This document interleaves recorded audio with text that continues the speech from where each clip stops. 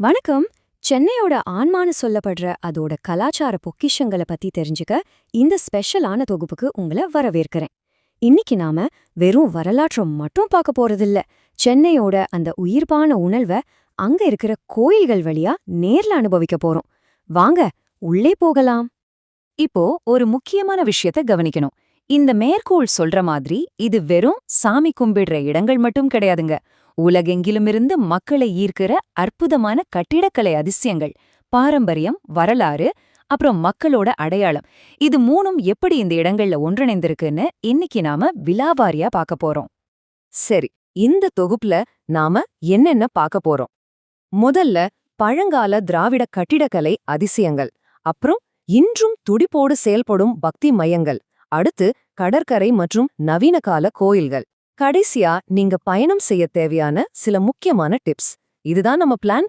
முதல் பகுதி பழங்கால திராவிட கலை அதிசயங்கள். பல்லவ மற்றும் சோழ மன்னர்களோட கட்டிடக்கலை பெருமைகளை சுமந்து நிற்கும் காலத்தால் அழியாத பொக்கிஷங்களை பத்தி இப்போ பார்க்கலாம். பழங்கால கோயில்கள்னாலே நமக்கு முதல்ல ஞாபகத்துக்கு வர்றது இந்த திராவிட கட்டிடக்கலை தாங்க. இதுனா என்னன்னு யோசிக்கிறீங்களா? நுட்பமான வேலைப்பாடுகள், பிரமிக்க வைக்கிற சிற்பங்கள், குறித்தா கோயில் நுழைவாயில்கள்ல வானத்தை முற்ற அளவுக்கு உயர்ந்து நிற்கும் அந்த பிரம்மாண்டமான கோபுரங்கள். இந்த கோபுரங்கள் சும்மா ஒரு என்ட்ரன்ஸ் கிடையாது, அது அந்த காலத்து மக்களோட அபாரமான கலைத்திறனையும் பக்தியையும் உலகத்துக்கே சத்தமா சொல்ற அடையாளங்கள். இப்போ இந்த தகவல்களை கொஞ்சம் கவனிங்க.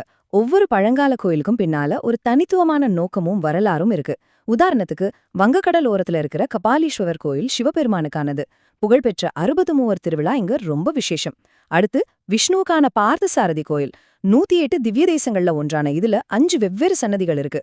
மூணாவதா, நோய் தீர்க்கும் குணப்படுத்தும் சக்திகளுக்கு பெயர் போன சிவபெருமானின் மருதீஸ்வரர் கோயில். கடைசியா காரணீஸ்வரர் கோயில், கிரகதோஷங்கள்ல இருந்து நிவர்த்தி தேடு மக்கள் இங்க வருவாங்க. பாத்தீங்களா ஒவ்வொன்னும் எவ்வளவு வித்தியாசமான நம்பிக்கைகளை தாங்கி நிக்குதுன்னு. அடுத்து நம்ம 2வது பகுதி, வாழும் பக்தியின் மையங்கள். இதெல்லாம் வெறும் பழங்கால கட்டிடங்கள் இல்லங்க, இப்போ வரைக்கும் மக்களோட அன்றாட வாழ்க்கையோடு கலந்து சமூக சேவை செஞ்சிட்டு இருக்கிற துடிப்பான இடங்கள். இத புரிஞ்சுக்க இந்த 2 இடங்களை நாம ஒப்பிட்டு பார்க்கலாம். ஒரு பக்கம் வடபழனி முருகன் கோயில், இங்கே பாரம்பரிய சடங்குகள், தினசரி பூஜைகள், அப்புறம் தைப்பூச திருவிழான்னு எக்கச்சக்கமான பக்தர்கள் வருவாங்க. ஆனா இன்னொரு பக்கம் ஸ்ரீ ராமகிருஷ்ணா மடம், இங்கே அமைதியான தியான கூடங்கள், வேதாந்த கற்பித்தல், அது மட்டும் இல்லாம கல்வி மற்றும் மருத்துவ சேவைகள்னு சமூகத்துக்கு தேவையான விஷயங்களை செய்யறாங்க. இதுல இருந்து என்ன தெரியுது? பக்திங்கிறது வெறும் சடங்குகளா மட்டும் இருக்கணும்னு அவசியமில்ல, சமூக சேவையாவும் இருக்கலாம். சமூக சேவைன்னு சொன்னதுமே கண்டிப்பா சீரடி சாய்பாபா கோயில நாம சொல்லியே ஆகணும். இது வெறும் பிரார்த்தனைக்கும் தியானத்துக்குமான இடம் மட்டும் இல்லங்க, இங்க இருக்கிற சமூக கூட மூலமா தேவைப்படுற ஏழை எளிய மக்களுக்கு உணவும் தங்குமிடமும் தொண்டு அடிப்படையில தொடர்ந்து வழங்கிட்டு வராங்க. சென்னையோட ஆன்மீக மையங்கள் எப்படி சமூகத்தோட இதய துடிப்பா செயல்படுதுங்கிறதுக்கு இது ஒரு அருமையான உதாரணம். இப்போ கொஞ்ச காலத்து முன்னோக்கி வருவோம். பகுதி 3, கடற்கரை மற்றும் சமகால கோயில்கள். பாரம்பரியத்தை கொஞ்சம் கூட விட்டு கொடுக்காம அதே நேரம் நவீனத்தையும் இயற்கையையும் சென்னையோட கட்டிடக்கலை எப்படி அரவணைக்குதுன்னு இப்போ பார்க்கலாம். 8. இந்த எண் எதை குறிக்குதுன்னு யோசிக்கிறீங்களா? இது கடற்கரையில அமைஞ்சிருக்கிற ரொம்ப பிரபலமான அஷ்டலட்சுமி கோயில குறிக்குது. கடல் அலையோட சத்தத்துக்கு நடுவுல ரொம்ப அமைதியான சூழல்ல அமைஞ்சிருக்கிற இந்த கோயில் லக்ஷ்மி தேவியோட 8 வெவ்வேறு வடிவங்களையும் சக்திகளையும் ரொம்ப அழகா கொண்டாடுது. நவீன காலத்துல கட்டப்பட்டிருந்தாலும் அதோட அந்த பழமையான பாரம்பரிய உணர்வு கொஞ்சம் கூட குறையல இல்லையா? இந்த சமகால கட்டிடக்கலைக்கு இன்னொரு சூப்பரான உதாரணம் தான் இஸ்கான் கோயில். கிருஷ்ண பக்திய பரப்புற இந்த நவீன கால பொக்கிஷத்துல வருஷம் முழுக்க பல ஆன்மீக கலாச்சார நிகழ்வுகள் நடந்துகிட்டே இருக்கும். அதுல ஒரு சுவாரஸ்யமான விஷயம் என்னன்னா, இங்கேயே சாத்வீக உணவை வழங்குற ஒரு சுத்தமான சைவ உணவகமும் இருக்கு.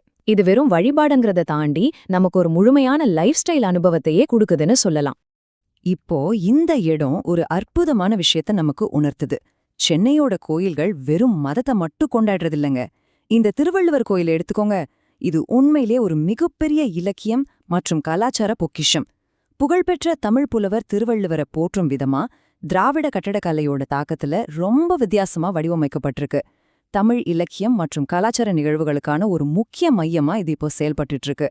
நம்ம ஊரோட பெருமைமிக்க இலக்கிய மரபுகள் கூட இங்க கோயில்களா போற்றப்படுறது ரொம்பவே சிறப்பு இல்லையா? இதுவரைக்கும் வரலாறு, கலாச்சாரம், சமூகம், இலக்கியம்னு பல கோணங்கள்ல சென்னையோட கோயில்களை நாம அலசணும். இப்போ இறுதி பகுதி, நீங்களே இந்த இடங்களுக்கு நேர்ல பயணம் செய்ய தேவையான சில முக்கியமான பிராக்டிகலான டிப்ஸ். நீங்க இந்த கோயில்களுக்கு போக பிளான் பண்ணும்போது இந்த 4 எளிய ஆனா ரொம்ப முக்கியமான விஷயங்களை ஞாபகத்துல வச்சுக்கோங்க. 1. கண்ணியமான ஆடைகளை அணியுங்க, தோள்களும் முழங்கால்களும் மூடி இருக்கிற மாதிரி பாத்துக்கோங்க. 2. கோயிலுக்குள்ள நுழையறதுக்கு முன்னாடி காலணிகளை கழட்டிடுங்க. 3. அக்டோபர்லேருந்து பிப்ரவரி வரைக்கும் இருக்கிற இந்த குளிர்ந்த மாதங்கள்ல பயணம் செய்யறது உங்களுக்கு ஒரு இதமான அனுபவத்தை கொடுக்கும். 4. போட்டோ எடுக்கிற ரூல்ஸை கண்டிப்பா ஃபாலோ பண்ணுங்க. குறிப்பா மூலஸ்தானத்துக்குள்ள புகைப்படம் எடுக்கிறத தவிர்க்கணும். அந்த இடத்தோட புனிதத்தை நாம மதிக்கணும் இல்லையா? அங்க எப்படி போறதுன்னு நீங்க கவலைப்படவே தேவையில்ல. சென்னையோட பொது போக்குவரத்து வசதிகள் அவ்ளோ அருமையா இருக்கும். பேருந்துகள், மின்சார ரயில்கள், வாடகை கார்கள், இல்லனா ஆப்ல புக் பண்ணக்கூடிய கேப்ஸ், இப்படி எதை வேணும்னாலும் பயன்படுத்தி இந்த வரலாற்று சிறப்புமிக்க இடங்களுக்கு ரொம்ப ஈஸியா நீங்க பயணம் செய்யலாம். சரிங்க, நாம இந்த தொகுப்போட முடிவுக்கு வந்துட்டோம். பழங்கால திராவிட கட்டிடக்கலையில தொடங்கி சமகாலத்து அமைதியான அனுபவங்கள் வரைக்கும் சென்னையோட ஒவ்வொரு கோயிலும் நமக்கு ஒரு தனித்துவமான கதையை சொல்லுது. இப்போ உங்ககிட்ட ஒரு கேள்வி. நீங்க வரலாற்றை தேடி போறீங்களா, கட்டிடக்கலையை ரசிக்க போறீங்களா, இல்ல ஆன்மீக அமைதியை தேடி போறீங்களா? இதுல எதை தேடி எந்த சென்னை கோயிலுக்குள்ள நீங்க முதல்ல அடி எடுத்து வைக்க போறீங்க? உடனே உங்க பயணத்தை திட்டமிடுங்க. அந்த கலாச்சார ஆழத்தை நீங்களே நேர்ல போய் உணருங்க. மீண்டும் இதே மாதிரி சுவாரஸ்யமான இன்னொரு தொகுப்புல நாம சந்திக்கலாம்.